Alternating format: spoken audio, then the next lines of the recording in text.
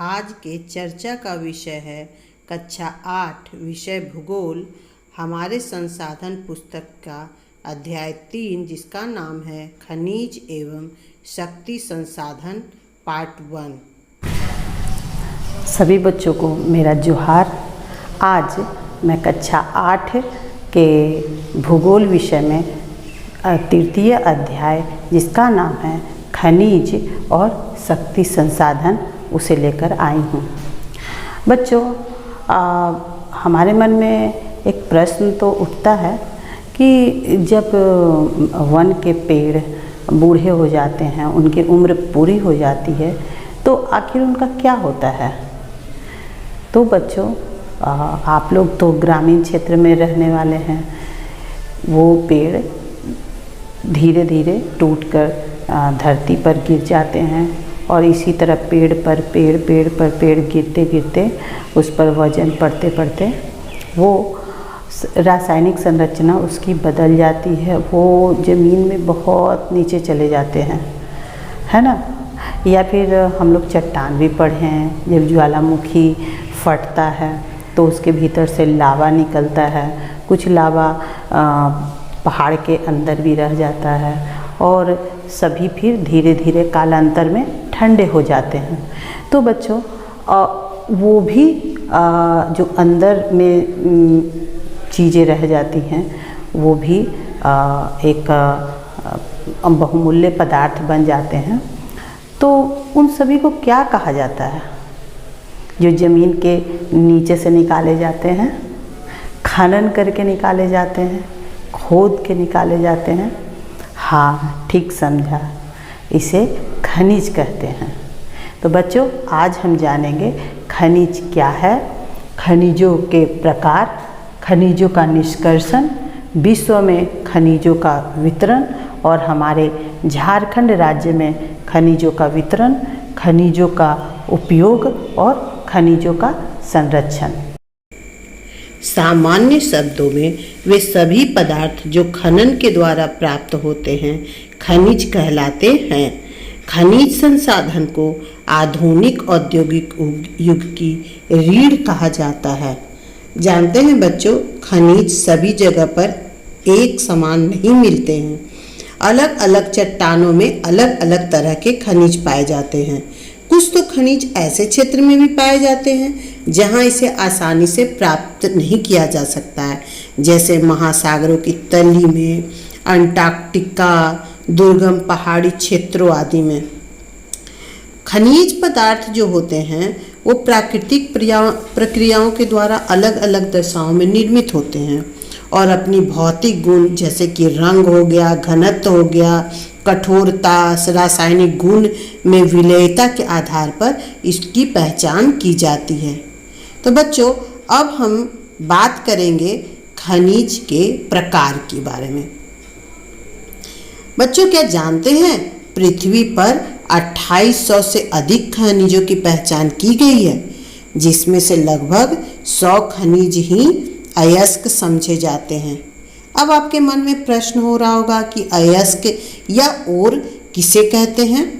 बच्चों, अयस्क वैसे खनिज होते हैं जिसमें धातु की मात्रा अधिक होती है, अर्थात जिसका उपयोग उद्योगों में किया जाता है।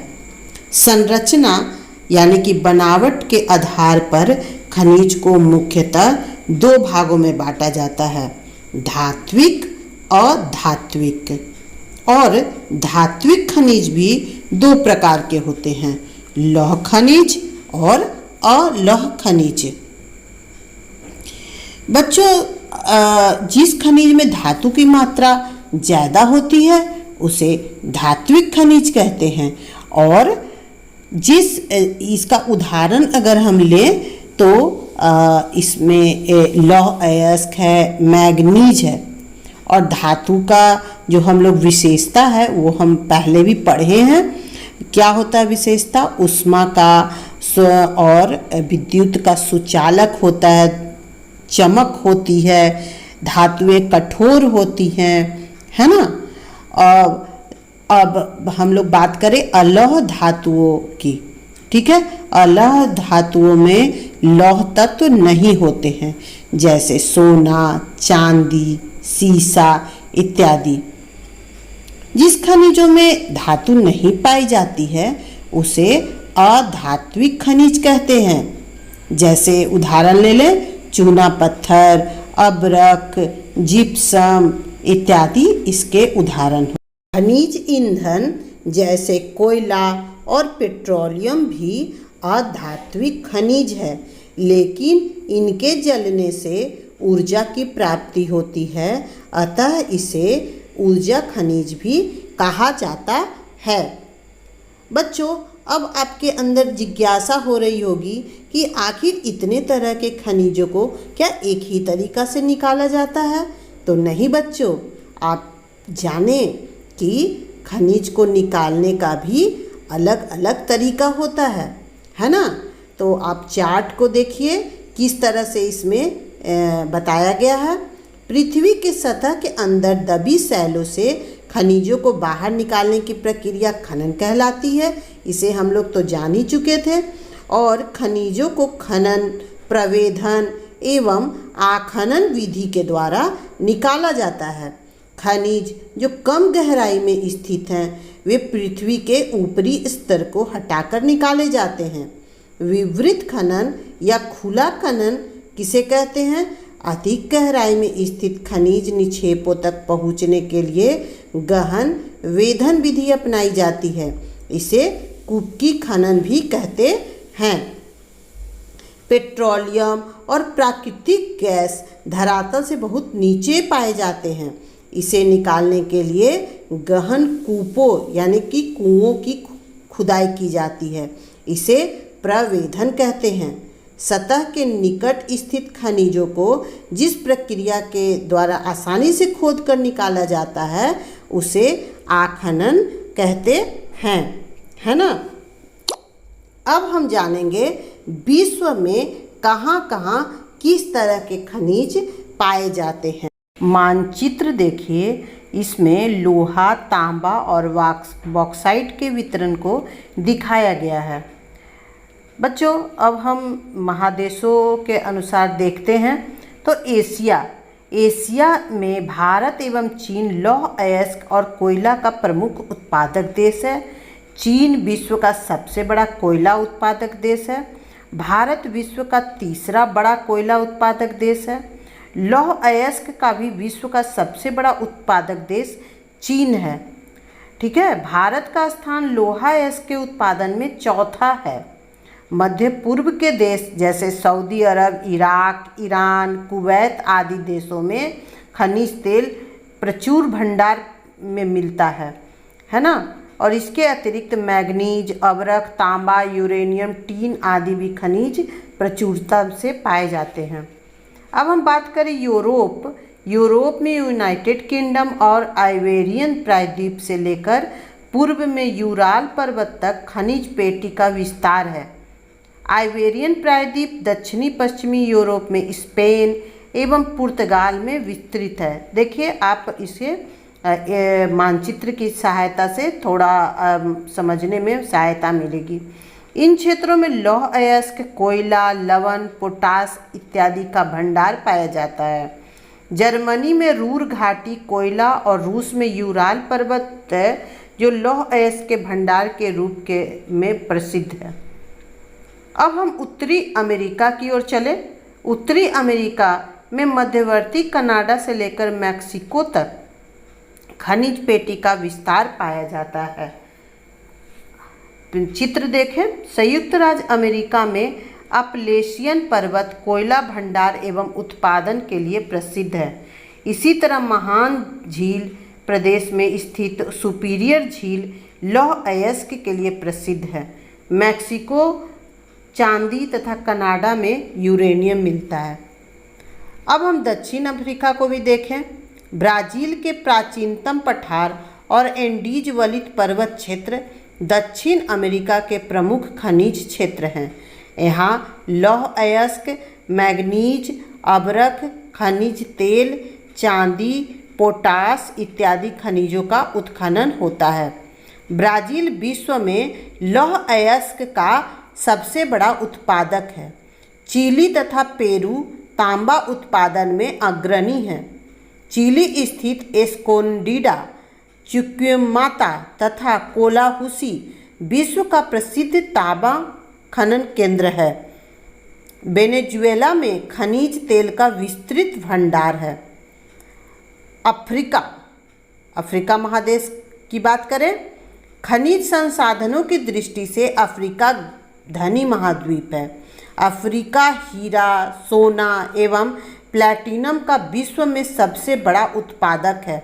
दक्षिणी अफ्रीका का जोहान्सबर्ग इगोली अर्थात सिटी ऑफ गोल्ड के नाम से जाना जाता है। जायरे, जिम्बाब्वे हीरा का सबसे बड़ा उत्पादक देश है।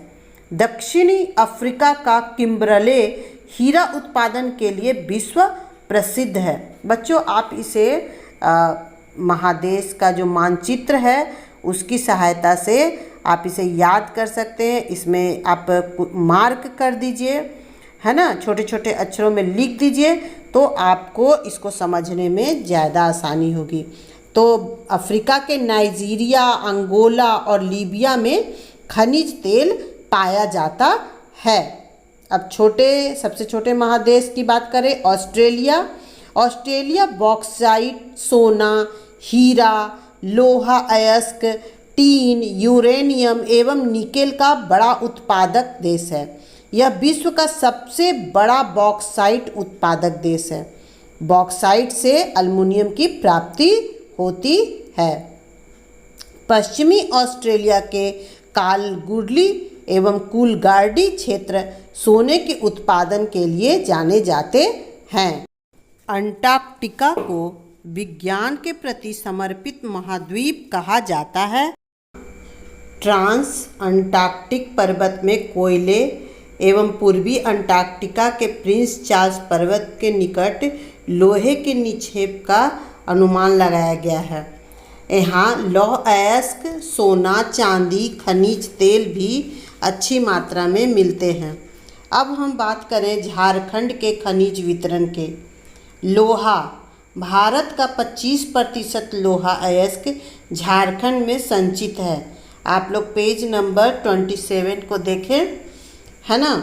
झारखंड में लोहा अयस्क पश्चिमी सिंहभूम जिले में पाया जाता है। गुआ, नोआमुंडी, जामदा, किरीबुरू आदि प्रमुख खनन केंद्र हैं। और बॉक्साइट, झारखंड में गुमला, लातेहार तथा लोहरदगा बॉक्साइट उत्पादन में आगे जिला है। इसका जो खनन केंद्र है पाखर, ओरसापाट, बांगरू, सेरेगदाग आदि है। आप मानचित्र को देखें। अभ्रक, झारखंड में अभ्रक का उत्पादन मुख्य रूप से कोडरमा, गिरिडीह एवं हजारीबाग जिले में होता है और यहाँ अच्छी किस्म का अभ्रक का उत्पादन होता है। तांबा, झारखंड में तांबे के खनन का मुख्य रूप से मुसावनी, सरायकेला, राखा, घाटशिला एवं बहरागोड़ा में होता है। मैग्नीज, झारखंड में मैग्नीज का खनन मुख्य रूप से गुआ, बड़ा जामदा एवं नोवामुंडी में होता है। आप सभी मानचित्र को भी देख करके अपनी समझ को बढ़ाएं। सोना, झारखंड में स्वर्ण रेखा नदी के रेत में अल्प मात्रा में सोना पाया जाता है। चूना पत्थर, झारखंड में चून पत्थर का उत्खनन पलामू एवं रामगढ़ जिले में होता है और इसका उपयोग सीमेंट और लोहा इस्पात बनाने में किया जाता है। अब हम बात करेंगे खनिजों के उपयोग की। खनिजों का उपयोग कई तरह से होता है। खनिज के बगैर मानव समाज के उत्थान का बात असंभव लगता है। बड़े बड़े उद्योग से लेकर घर में प्रयोग होने वाले चाकू, नमक आदि भी खनिज से निर्मित है। तांबा एक ऐसा धातु है जिसका उपयोग सिक्के से लेकर पाइप बनाने तक में किया जाता है। इस तरह से खनिज बहुत ही उपयोगी हैं। आभूषण बनते हैं, कंप्यूटर में प्रयोग होने वाली सिलिकॉन क्वार्ट्ज भी प्राप्त होती है। खनिजों का संरक्षण भी बहुत ही आवश्यक है। हम लोग खनिज के बारे में बहुत सारी जानकारियाँ साझा की। आशा है कि आप सभी बच्चे इस पाठ को पढ़ेंगे अपनी पाठ्य पुस्तक को पढ़ेंगे। अगला वीडियो आप जरूर देखिएगा जिसमें कि हम और अन्य बातों पर चर्चा करेंगे।